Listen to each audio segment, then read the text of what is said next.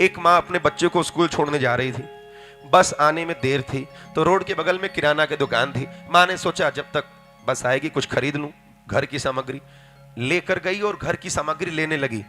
तभी बच्चे की नजर पड़ी चॉकलेट पर जो दुकान में रखी थी। दुकानदार ने देख लिया कि बच्चा चॉकलेट देख रहा है। दुकानदार ने कहा, बेटा तुमको चॉकलेट चाहिए तो ले लो। लेकिन उसने चॉकलेट नहीं ली।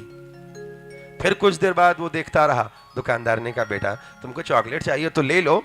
उसने नहीं ली। तब तक माँ आ गई। माँ ने कहा, बेटा जब दुकानदार अंकल कह रहे हैं तो तू लेता क्यों नहीं चॉकलेट, ले ले। लेकिन माँ के कहने पर भी उसने चॉकलेट नहीं ली। अंत में थक कर हार कर वो दुकानदार ही स्वयं अपने हाथों से चॉकलेट जब देने लगा तो इस बच्चे ने अपने पूरी बैग खोलकर आगे कर दी, अंकल इसमें डाल दो। वहां तो मां कुछ नहीं बोली, चुप थी। लेकिन जब कुछ दूर आई बाहर रोड के किनारे तो एक चाटा मारा इस बच्चे को, रोने लगा। ये मां ने कहा, यही तुमको शिक्षा संस्कार दिया है? पहले तो तुम चॉकलेट ले नहीं रहे थे, दुकानदार अंकल ने कहा, मैंने कहा, तुमने चॉकलेट ली नहीं और लेने लगे तो इतना पूरा बैग खोल के आगे कर दिया। ऐसे क्यों किया? जब लेना ही था तो दुकानदार अंकल बोल रहे थे तो ले लिया होता।